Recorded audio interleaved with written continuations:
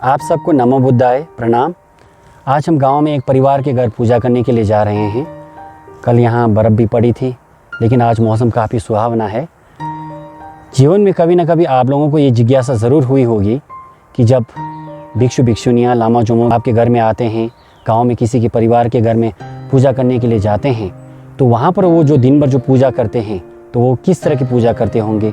जो पोथी पढ़ते हैं या जो प्रार्थनाओं का पाठ करते हैं तो वो किस तरह के प्रार्थनाओं का पाठ करते होंगे, उसका अर्थ क्या होगा, इसके बारे में आप लोगों को जिज्ञासा ज़रूर हुई होगी।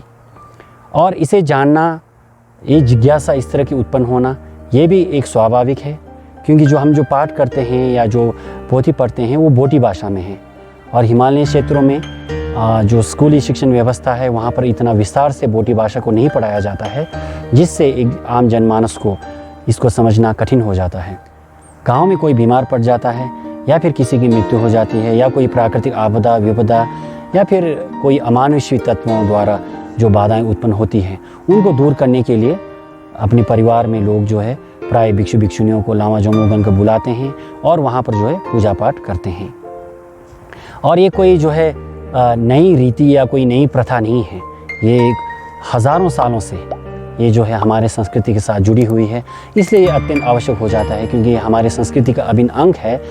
तो जो है जो विशेषकर जो युवागण हैं, जो युवा हैं, उनको ये जानना, हमारे संस्कृति के बारे में जानना, हमारे रीति रिवाज के बारे में जानना, हमारी बोली भाषा, इसके संरक्षण करना, तो ये अत्यंत आवश्यक हो जाता है। तो इसलिए आज का मेरा ये वीडियो बनाने का मुख्य उद्देश्य यही है कि हमारी नई पीढ़ी हमारे संस्कृति को जाने, पहचाने, इससे पूरी तरह से अवगत हों, अवेयर हों, जिससे हमारे जो सांस्कृतिक मूल्य हैं उनका जो वो पूरी तरह से संरक्षण कर सकें, उन पर चलने का प्रयास कर सकें और आने वाली पीढ़ियों को भी इस हमारे जो सांस्कृतिक मूल्य हैं उन तक पहुंचा सकें। तो जब कभी भी हम जो है किसी के घर में जाते हैं तो वहाँ पर जो यजमान का जो मुख्य द्वार होता है वहाँ पर जो है टाशी होता है। टाशी का अर्थ ये है कि किसी के लिए मंगल कामना करना, ऑस्पिशियस प्रेयर जो कहते हैं अंग्रेज़ी में, तो वो करना। वहाँ पर जो है हम ना केवल जो है उस परिवार के लिए टाशी करते हैं, बल्कि जो है उसके आस पड़ोस में हो, गाँव में हो या पूरे जो प्रदेश हों, देश हों, उनमें जो रहने वाले जो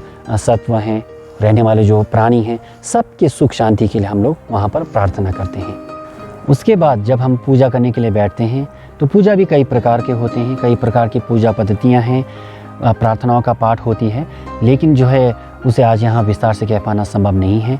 कोशिश करूँगा कि भविष्य में उन प्रार्थनाओं के बारे में आप लोगों से साझा करूँ। लेकिन जब किसी भी प्रकार की बौद्ध प्रार्थना होती है उसका 3 चरण होता है। जैसे हम किसी भी कार्य को करते हैं तो उसका भी 3 चरण हम मान लेते हैं। जैसे कि किसी कार्य को करने से पहले उसको जो है हम उसकी तैयारी करते हैं और उसके बाद जो है मुख्य कार्य होता है, और जब मुख्य कार्य के संपन्न होने के बाद उस कार्य के प्रति जो संपन्न होने की खुशी में हम जो है खुशी का आनंद हम प्रकट करते हैं। उसी प्रकार बौद्ध प्रार्थनाओं को करने में भी 3 चरण होता है। सबसे पहले हम उसे चित्त समुत्थान कहते हैं, जिसका अर्थ है कि हमारा जो मन जो है अभी कहीं ना कहीं जो है वो राग द्वेष मोह से जो है वो दबा हुआ है, तो उसे जो है उठाना है। समुत्थान, चित्त समुत्थान मतलब अपने मन को जो है, अपने विचारों को जो है एक अच्छे कार्य के लिए, एक अच्छी भावनाओं के साथ उसको जो है उठाना है। तो उसके लिए जो है हम शरणगमन करते हैं, बोधिचित्तोत्पाद करते हैं। इसका अर्थ यही है कि जो है आज हम जो पूजा करने जा रहे हैं वो पूजा जो है प्राणी मात्र को उससे जो है लाभ मिले, उनका कल्याण हो, उनको सुख समृद्धि प्राप्त हो, और जो आज जिनके घर में हम पूजा पाठ कर रहे हैं उनको तो उससे उसका लाभ होगा ही होगा, और जो है पूरा प्राणी मात्र को जो है उसका लाभ हो। इस तरह के जो है हम अपने विचारों को एक प्रकार से हम जो है तैयार करते हैं। उसके बाद जो है हम जो मुख्य पूजा होता है उसको हम करते हैं, और अंत में जो तीसरा चरण है तो उसे हम कहते हैं परिनामना करना। परिनामना करने का अर्थ यही है कि आज हमने जितने भी पूजा पाठ किया है, जितने भी हमने आज प्रार्थनाएं की हैं, वो सब जो है सभी प्राणियों के सुख समृद्धि के लिए एक हिसाब से हम अंग्रेज़ी में कहते हैं कि डेडिकेट करते हैं। तो इसी तरह लामा जोमोगन जब यजमान के घर में दिन भर पूजा करते हैं तो उन्हें जब भोजन अर्पण किया जाता है, जलपान अर्पण किया जाता है, तो उसको जो है छोपा करते हैं। छोपा मतलब पूजा करते हैं। तो पूजा भी जैसे कई प्रकार के वैसे पूजा हैं, छोपा हैं, लेकिन जो प्राय हम जो पूजा करते हैं उसमें एक पूजा ये भी है, खाजे में नंडावर रिक पाई ध्वजा शेदा में बरतेंगी थे क्या छे माला ये बिछिर माला साछे माला लुने बाशी छिर। इसका अर्थ ये है कि यजमान ने हमें जो ये भोजन जो जलपान दिया है उसे एक औषधि के समान मान लेना चाहिए। इसके प्रति ना राग ना द्वेष और ना ही जो है इसको जो है सेवन करने के पश्चात हमें ना अहंकार करना चाहिए, ना किसी भी प्रकार की इस तरह की भावना हमें मन में लानी चाहिए कि जो है इसको भोजन करने के बाद हमारा शरीर हृष्ट पुष्ट हो जाएगा, हम सुंदर हो जाएंगे और हम बहुत ही अच्छे दिखने लग जाएंगे, हमारा स्वास्थ्य अच्छा हो जाएगा।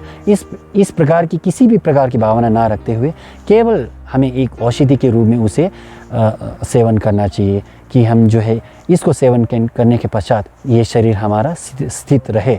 तो इस तरह का भावना हमें मन में लाते हुए तो जब हम ये छठपाठ करते हैं, बहुत ही अत्यंत पुण्यकारी छठपाठ हम इसे मानते हैं। तो इस तरह जो है दिन भर जो पूजा होती है वो यजमान के लिए तो होती है, उनके मंगल, उनके परिवार के सुख समृद्धि के लिए तो होती ही है, लेकिन पूरे गाँव के लिए, पूरे प्रदेश के लिए, पूरे देश के लिए, या ये यूँ कहें कि पूरे प्राणी मात्र की सुख समृद्धि के लिए, पूरे प्राणी मात्र के कल्याण के लिए ये पूजाएं होती हैं। तो आज के लिए इतना ही। आप सबका धन्यवाद। 차